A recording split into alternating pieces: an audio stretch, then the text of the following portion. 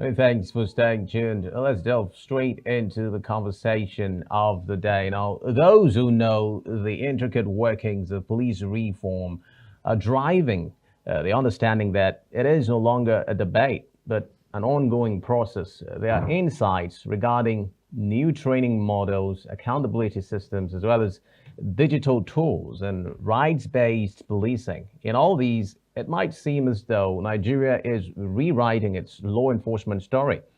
But in regions like the Niger Delta, where community police relations are often strained, how far reaching are these reforms? And can initiatives like the Acquireable Police Trust Fund complement them locally? We'll be exploring all of this as we have in our company those who have full grasp as regards what police reform is all about at the national level and locally in the Niger Delta region. We have Deputy Coordinator, Police Reform Secretariat, AIG Dr. Stanley Ude, retired, joining us live. Thank you very much for coming on the program. Thank you for having me. And we also have a Programs Director, Police Reform Secretariat, Damilare Babalola. Thank you very much for coming on the program. Thank you very much for having us. Well, it's really interesting to have this conversation with you, especially when we look at the antecedents of policing in Nigeria and the concerns and constant calls for police reform and efforts that are supposed to go into policing in Nigeria and in the Niger Delta region. I'd like to start with you, AIG Dr. Stanley Ude, retired. Bring us up to speed with when we talk about police reforms. What is the notion that we're trying to project? What is it about? And how far-reaching has it been so far in the country? Thank you. Police reforms currently is a process that the federal government of Nigeria is driving to ensure that the police force is a force that is delivering police service to Nigerians, that is accountable, and that is operating with human rights and international best practices. The process has been on for over a decade. The federal government had set up different committees to look at police operations. But very recently, subsequent to the NSAS protests, it came to the fore that the Nigeria police has to operate on acceptable international standards, not only the police force, but other agencies that offer police services.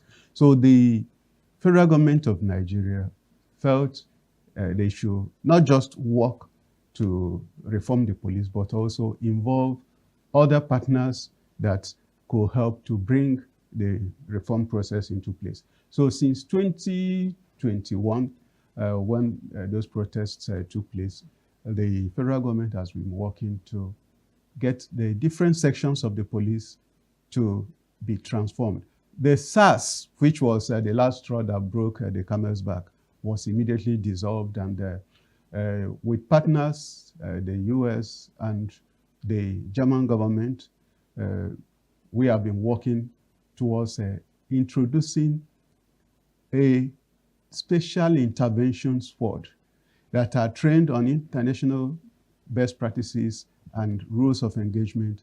And not just that, but currently, especially in the region where we are and in other regions, that community engagement is key to effective policing. That ties in to the recent pronouncement of His Excellency, the President, that the government is averse to state police. But state police and community policing are not the same. So the reform process is focusing on community policing, whether driven at the federal level or at the local government level or at the state level. All right. Well, before Mr. Babalola steps in, you spoke about there's a difference between community policing and state policing. Yeah. And there are some people, a lot of people, in fact, who do not understand that difference. Could you spell it out clearly so that viewers can truly get the difference? Okay, thank you. State police actually is the structure where you have the federal police which currently is what we are running, the Nigeria Police Force, is centralized at the federal level. And most of the direction is from the force headquarters. But state police will now take the second tier of governance, which is the state governors, the state commands, now looking at the policing at the state level.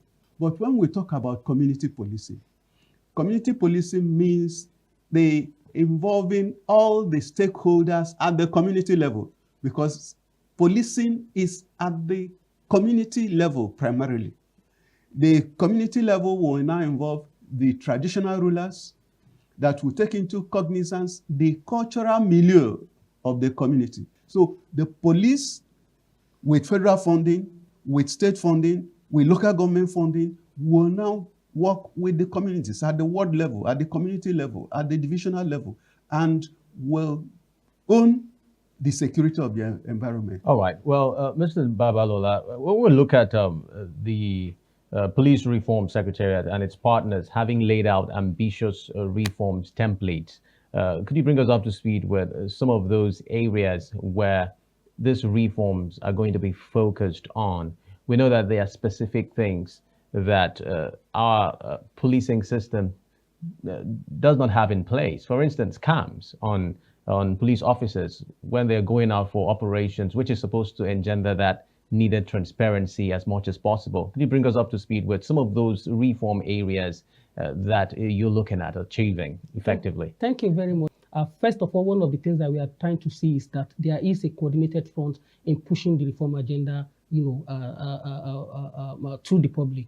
And then secondly, as you have rightly mentioned, there are a lot of areas that we are looking at, both systemic, institutional support to strengthen the mechanism of the policing operations in Nigeria, as well as also the public interfacing. Also, the first line of contact that many Nigerians actually understand when we talk about the police are the ones that we see on the street, and sometimes not necessarily with the good image that is given to the police. So there is a lot of strategic review of the process, including the kind of training that police will be offering to every officers from rank and file. There is a lot of systemic review in terms of at the leadership level. There is a lot of systemic review at the gender, within the force itself. There is also a lot of institutional reform. These reforms don't necessarily have to be owned by outsider. It has to be owned by the Nigerian police itself, so that there's continuity of the effort. At the leadership level, there are a lot of change management orientation that needs to go into policing operations in Nigeria, as well as also tactical level, where people who actually are doing the work on the street understand their role and responsibility, looking at the human angle to what they do. So this cut across what we do, and that's part of one of the things that we are here in this state, for example, Akwa Ibom presently, to do. Just before we delve into what the entire meeting is going to be about and how it hopes at achieving its lofty goals, could you bring us up to speed with the notion that some people have regarding police reforms? There's some people are of the opinion that it's always on paper and they don't get to feel it. Can you speak authoritatively on the aspect of how effectively this has been thus far since this initiative started? So, I mean, reform is an ongoing process. You don't do and think that you have done it. You have to consistently, improving on what is there. And maybe that is part of why that has not been clearly seen by majority of Nigerians, because prior to now, the reform secretariat did not exist. And so once the reform is done, it's sort of haphazardly and scattered. So there is but from now on, or one of the ambition of the reform secretariat is not just to keep it within the institutional level, it's also to improve the communication of this reform effort to the general public, so they understand what is going on within the policing system, and then how the public begin to interact with that. And there is actually a line of communication, conversation, if they need to seek further clarification. There is now a port where they can sort of draw that information from, which is the Police Reform Secretariat. All right. In the Niger Delta, you still see residents and persons complaining of, police over excessive use of force, extortion, and some of those things. And we had hoped that maybe after the NSAS event and all of the issues that came along with it, these things would change, even though we can indeed say that there are some positive changes, but these are still issues that are the front burner. Do you think that there are techniques that are supposed to be brought to the fore when we talk about de-escalation of some of the excessiveness of some police officers who are considered the bad eggs? What efforts should go in practically towards ensuring that these issues are addressed and effectively taken care of? Thank you. Like we were saying, the reform process is a process that has been ongoing. If you remember, in the past, we used to have the challenge of stray bullets. We used to have the challenge of seeing some units of the police, especially the mobile forces, having that kill and go. But with reorientation, with training, we are seeing that in the past couple of years, there had been very minimal incidents of those accidental discharge that have been associated with policing. But that does not mean that all is well. The part of the role that the Secretariat with our partners are playing is the reorientation of the police force. And part of that reorientation is through training. Currently, we have one of the key training areas on the use of force. That's the Force Order 237 details on how the police can use force. But a lot of the time, the focus is on use of firearms.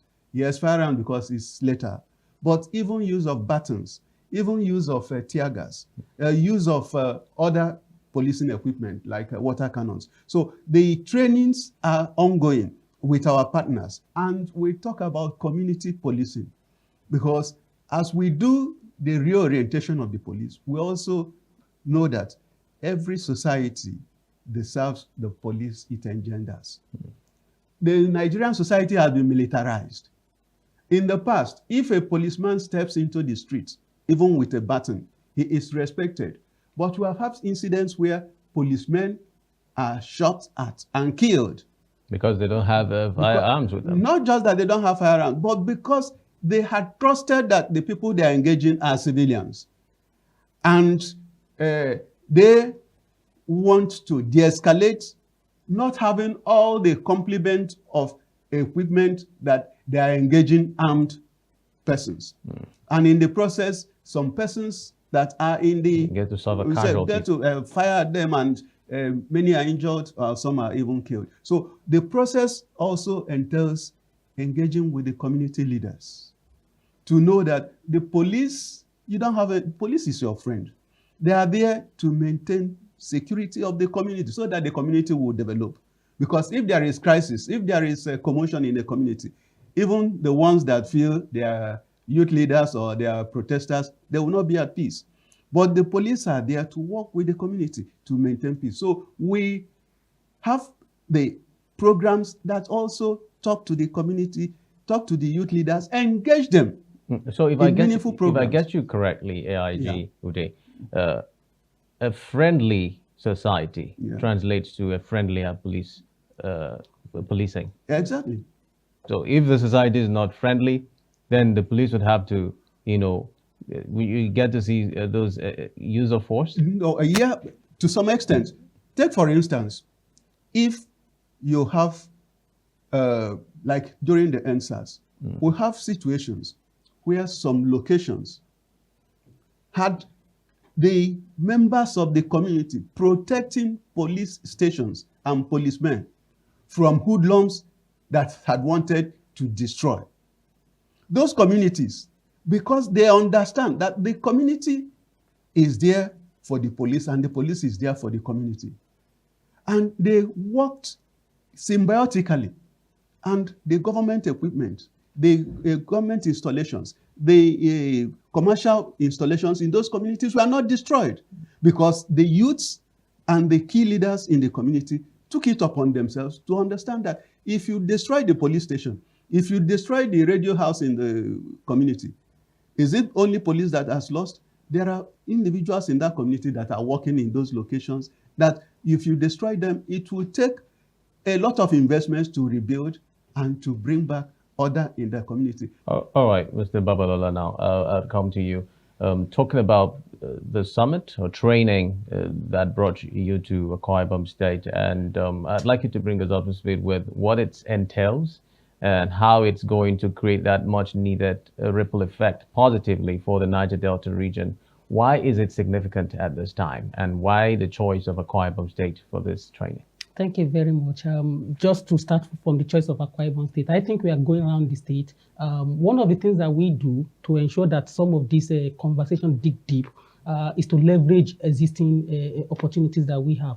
Currently in Akwa Ibom State, we are training, there is an ongoing training as we speak for the DPOs in Akwa Ibom State. These are the leaders at the, divisional police stations, and that is critical a point of engagement at the community level. And so we are training them on police ethics and and human rights engagement with the community. A lot of things are going on there. So tomorrow, I mean, the program that we are planning for Friday, 19th September, is a multi-stakeholder with the police hierarchy in this state, and that is what we are going to take around to several other states, not just within the Niger Delta region, but we prioritize these locations because, of course, there are several analyses that we have done within our own at our own end that gives us to let's begin to build experience from these locations.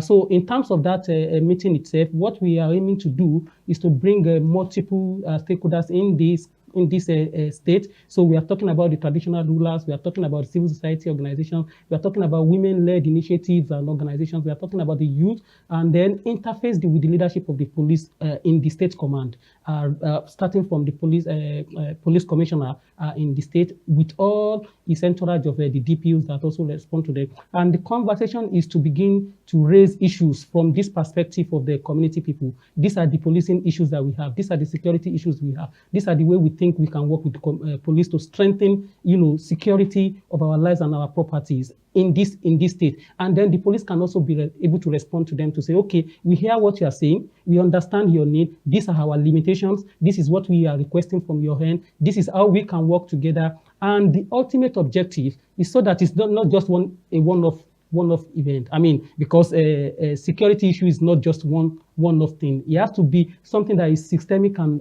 sort of institutionalized, if you like. And we bring those who have that lived experience together with who are responsible to provide that services. They can jointly come together and provide the solution that will work for them. And that is what we are interested in. Seeing that this conversation is not just only one-off, as we are facilitating it, we want to see that the stakeholders are also taking initiative to take it forward. How they want to take it forward. That's what we are aiming to get. Is the event open to the public to attend? It's restricted. So we have to control the crowd. Okay. In terms of, I mean, if we said everybody should come, that would be very difficult for us to also control. Just to complement that, we know in all the communities, we have the Police Community Relations Committee. They are part of the stakeholders that will be coming for this event that will be taking place on 19th of September, Friday. So they know where the shoe is pinching. And then we interface and we discuss the way forward.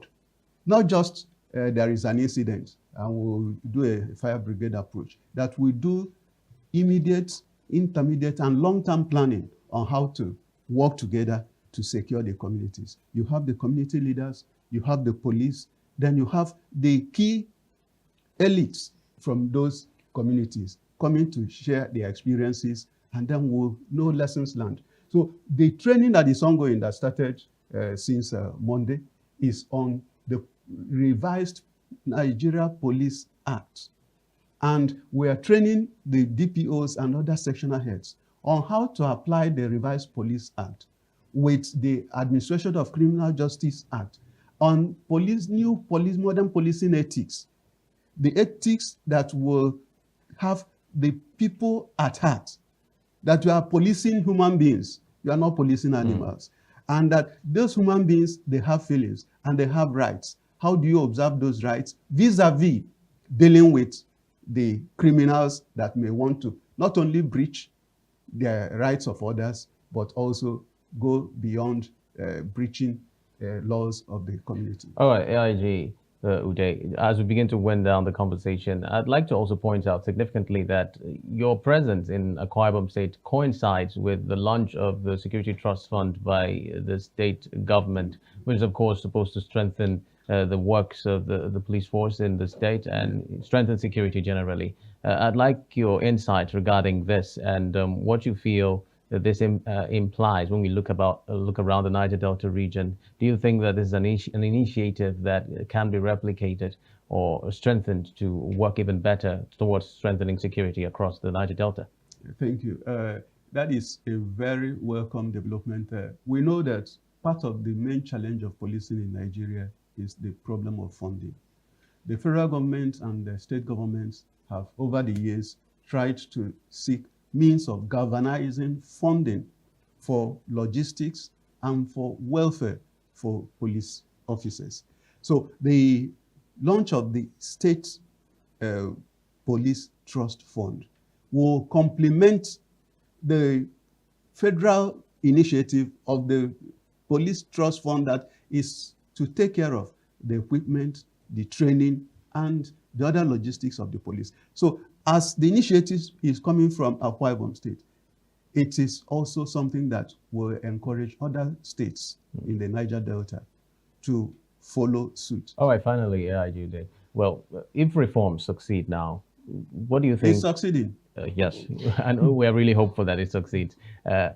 Do you think that it is going to transform a lot when we talk about the polity and how things are done, not just in the Niger Delta region, but across the nation when we talk about security? How far-reaching will the effect be, let's say, in 5 years?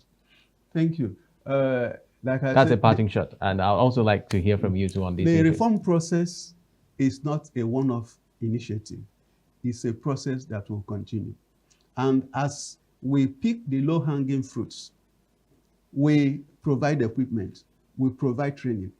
The issue of reorientation is not something that happens in a day. It's a process that people now get to understand.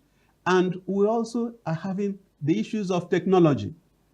In the past 5 years, if you're talking about AI, people will be looking at you, what is he talking about? But technology, AI is taking a center stage, even in policing. So we are talking of now implementing smart policing, where artificial intelligence, data is harvested, and algorithm is employed in deploying modern equipment in policing. We hope that as we look at the training of the personnel, we also look at the evolution of crime.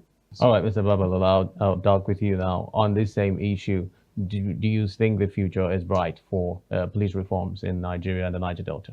Yes, certainly. Like I said at the beginning, what we now have is a coordinated front at the national level, now working with the state commands and ensuring that everything is targeting the same, end. Now, reform is also a long-term process.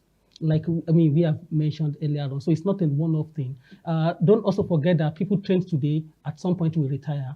We need to get another, people to do. So it has to be a continuous process. And the thinking behind having a reform secretariat is to ensure that continuity. And the more the process continues, the propensity for sustaining that momentum. And also, I've also said something earlier on, which will drive the essential part of this reform, is to institutionalize it within the Nigerian police, structure. So, of course, funding support, technical support, operational support can come from the partners at different points. But once the Nigerian police says, this is our strategy for reform, this is what we are driving at, this is what we want to hold, anyone coming to work with them, work on that basis. And that makes that reform, sustainable in the long run. If they cannot own it, then there is a problem. But what we are now driving is that ownership within the NPF system. And that will continue to, make the reform succeeding. Thank you very much, Deputy Coordinator, Police Reform Secretariat, AIG Dr. Stanley Ude, retired. Thank you for coming on the program. Thank you. Also, thank you, Programs Officer, Programs Director, Police Reform Secretariat, Damilare Babalola. Thank you for speaking to us on Niger Delta today. Thank you. We're hoping that this lofty dream of reforms would continue to crystallize and bring the much needed hopes that we have for our security system in the country. Thank you. Thank you.